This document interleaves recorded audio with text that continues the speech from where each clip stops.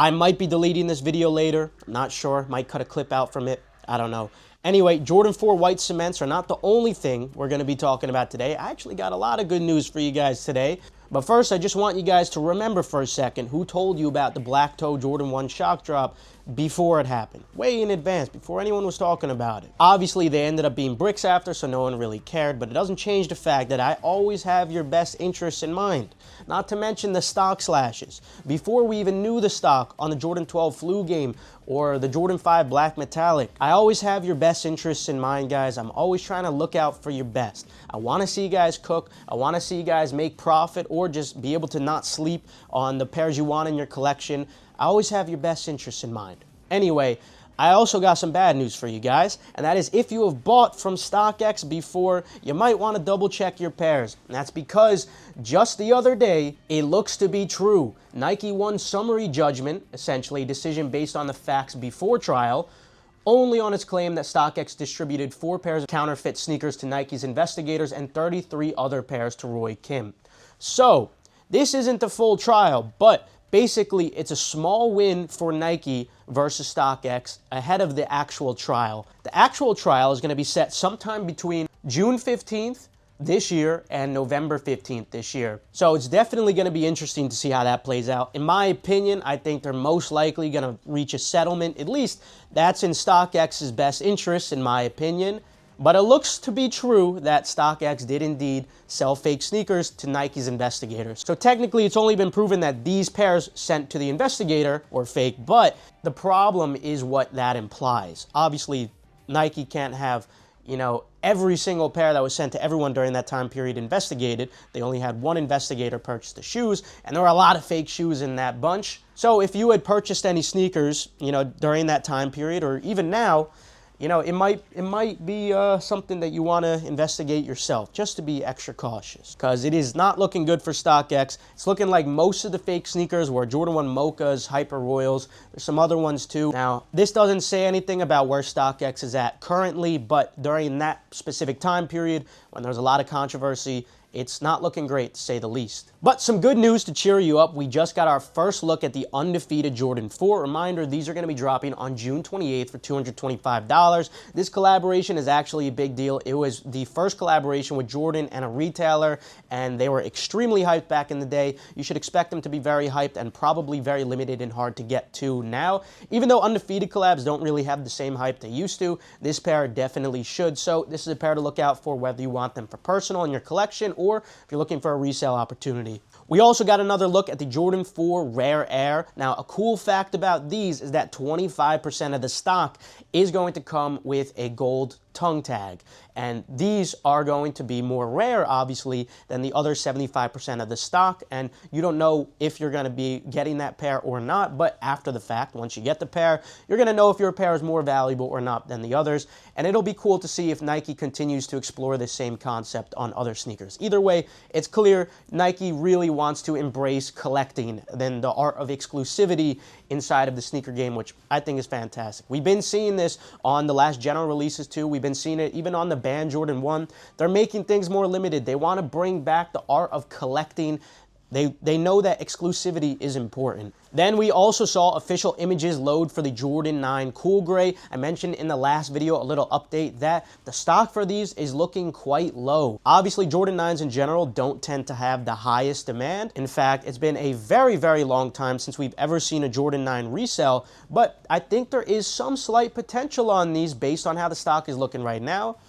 Obviously, it might look a little different as we get closer to the drop. I'm going to keep you guys updated, but like I warned you about the flu games ahead of time, like I warned you about the black metallic Jordan 5s, not to sleep on both of those, it might end up being the case for these two. I'm not saying these are going to perform as good as the flu games. It's not as iconic as a colorway, but there is a lot of demand for the cool gray colorway. It is one of the most well-liked Jordan 9s. Again, it's still a Jordan 9 though, so don't expect anything crazy, but there might be some opportunity to make some lunch money. And if you want a personal pair, definitely do not sleep. We also got a date for the A Ma Maniére Jordan 5. These are going to be dropping on May 14th for $225, and we just got another look at them too. I think they came out pretty nice, but remember, A Ma Maniére collabs kind of lost most of their demand. Unless these end up being unexpectedly limited, they're probably just going to be personals. We also saw the Nigel Brick by Brick pairs load up onto Nike, with the official date being March 14th for $225, and man, the official images for these things just look absolutely insane. So excited to see these releasing. I think they did an incredible job with the colorway and even the materials too. I think I'm definitely going to be putting the tan laces on these if I happen to get them. I think these came out great. Definitely expect these to be profitable too. Stock is going to be quite limited, so they're not going to be easy to get. Then we also got another look at the Jordan 1 UNC Reimagine, and this basically confirms that they're going with the vintage vibe. A lot of people were a little scared based on some initial images that they might have a changed suede upper, like a nubuck upper. Luckily, that's not going to be the case. That was just an optical illusion, I guess, from the certain pictures that were taken. It looks like they're going to have the classic cracked leather, giving it an aged look. And just like the Lost and Found Jordan 1s, even the bottom of the sneaker is going to look aged too. And that's all we wanted from these reimagined pairs. We just want them to look aged. I don't want the sneakers to really change like they did on the Black Toe Jordan 1. Let me know what your thoughts are on that. Personally, I just want them to have a vintage aged look or no changes at all. Then we also got to look at the brand new Jordan 3 RTNA. Unfortunately, I don't have a date for these. I also don't know what the retail is. I'm sure we'll know soon enough. So I can't say what resale would be looking like. I don't have any idea what stock is looking like for these either, but they look pretty cool. I will say that. I'm excited to see what Nike has planned for these. Now, the Jordan 4 White Cement.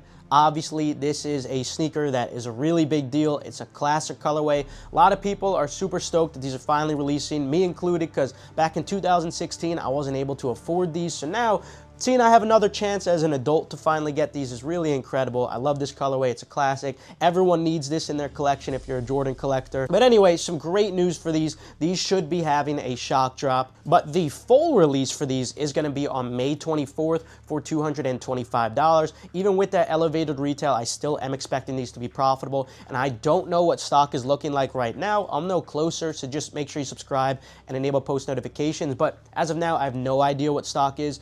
I could only speculate that it's not going to be very high, though. Based on this pattern we've been seeing on the Jordan 12 Flu Game and the Jordan 5 Black Metallic, these are probably going to be pretty hard to get, because not only will they most likely be somewhat limited, but the demand for the White Cement 4 is really, really high. Not only is there a lot of demand on Jordan 4s in general, but the Jordan 4 White Cement especially is going to have a lot of demand. Now look, we need to clarify something when it comes to shock drops. Sometimes things do change. This really does happen. Things change. But like I told you, the Black Toe Jordan 1s, way ahead of time, I was telling you guys these things were going to have a shock drop, but something did change with those. Those were supposed to just have a regular, normal shock drop, and instead, they ended up deciding to do a scratcher shock drop. When I give you guys this kind of information so far in advance, it's because it's coming from real people. So, there's two kinds of early information that circulates in the sneaker community. And what a lot of people think is early info is really just back-end data from developers who found the endpoints that have a lot of this data. I have access to the data on those endpoints, and I'm always cross-referencing the data on those public endpoints to double-check things. But sometimes the data on that endpoint is not accurate, sometimes intentionally inaccurate, because Nike wants to mislead people when it comes to shock drops they really care about. So, since all the way back in 2019, we've had real connections with real people. And this is the type of information that is really, really valuable. Yes, there's a mole feeding me information, in other words, and that's why I might have to delete this video eventually. But I'm spelling this out to you guys to help you understand that I always have your best intentions in mind. I just want to help you guys cook. I saw a comment that I really liked. The comment said something like, "This guy is right 95% of the time." And it's true, because like that 5% of the time, sometimes the information isn't accurate. But the information that is 100% accurate is always the information that I'm posting inside of my group, because when I post there, it is 100% final. everything has always been spot on, 100% correct in the group. And I have all the evidence to back this up on Twitter. There's screenshots of all this information on Twitter, which you can find on the Endurance account, dating back all the way to 2019. You can look at even the Off-White MCA Sneaker Stash shock drop. This was before people even knew you could get information from the endpoints on Nike. Before developers were even getting that kind of information. We had real people feeding us information. So I'm not gonna lie, it does kind of annoy me. It irritates me a little bit when I see new people in the game, you know, people who haven't been here as long as maybe some of you guys watching who've been here for many years. When new people come into the game, you know, a year ago or 2 years ago or during the peak of COVID or whatever, because you're still new, and you say like, oh, you know, these sneaker YouTubers don't know what they're talking about or whatever. My friend, I am not just a sneaker YouTuber. Do you have any idea how long I've been doing this and what I've been doing for so long? I'm not just a regular sneaker YouTuber. What I'm trying to say is we have real connections. My business, it has real connections. And to run a business like this, to pay people like this, it requires resources, obviously. So yes, I charge for my product. I wear that on my chest though. I'm a businessman. I never try to hide that. Like, yes, I'm gonna try to help you to the best of my abilities. I wanna see you guys succeed, but I run a business too. I'm here to make money. I've always kept everything 100% real with you guys, keep it 100% authentic. I never try to claim to be some guy who's just helping you out for the good of, you know, my soul. I wanna see you guys win. I genuinely enjoy seeing you guys win. That's why I love what I do. But at the end of the day, I run a business. Another thing I should clarify, I've never claimed to have early info from Shopify boutiques. While I have some connections, Kith for example, and some others, I don't have a connection with Union Los Angeles. So when I'm telling you guys that there's gonna be a first come, first serve drop for Union, that's not because I have some early info. That's irrelevant to Nike sneakers. That's just because every single person in the community is assuming they're gonna do a first come, first serve drop because they wanna see people win. You know, they wanna see people cop manually. But instead, they shocked the whole community and did a raffle, and it caused bots like Gargantua AIO to enter tons, you know, without having to do manual entries. Tons of people ended up getting tons of bot checkouts, and yeah, it was not ideal to see. Nobody wanted that turnout, unfortunately. I didn't want that turnout, but it doesn't change the fact that no matter what, I always have your best intentions in mind.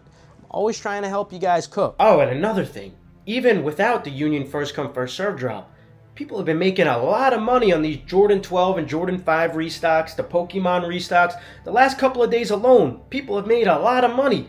While, yeah, there was no Union Jordan 1 drop, I make a damn good product. I get a lot of hate comments, you know, not just from people saying, oh, these sneaker YouTubers, you know, they don't know what they're talking about, they're always wrong. It's not just that, you know, people hate resellers, believe it or not. Honestly, I don't care.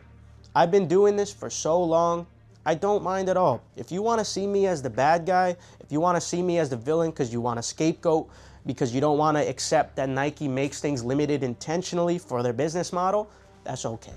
I really don't mind. It's cool with me. I understand, you know, every community, there needs to be a scapegoat. So if you guys need me to be the lightning rod, I accept. It's cool with me. But no matter what, I'm still gonna be here to help you. I'm still gonna be here to help you, give you guys good information, make sure you guys cook, whether you're going for personals for yourself, for your collection, or whether you're a reseller, you wanna make some money. It doesn't change the fact that you know you're getting good information on this channel. Some people might appreciate it, some people might hate me. It's cool, I don't care. But aside from these Jordan 4s, obviously we have some bigger shock drops coming too. Like I've been saying, the Union Jordan 1 is supposed to have some kind of a gesture. Again, things are subject to change. Things could change, but as of now, there is supposed to be some kind of a gesture for these, meaning it's not supposed to be a regular kind of drop. So that should be interesting. And as you guys know, I'm always gonna post all the early information inside of my group Endurance, which you could join with the link in the description below. So yeah, you might hate me, but honestly, it's okay. I don't mind. I'm still gonna be here to help you guys out. But one day, maybe I won't be here. Maybe I'll use my skills as a CEO and my networking abilities, whatever, take my connections elsewhere.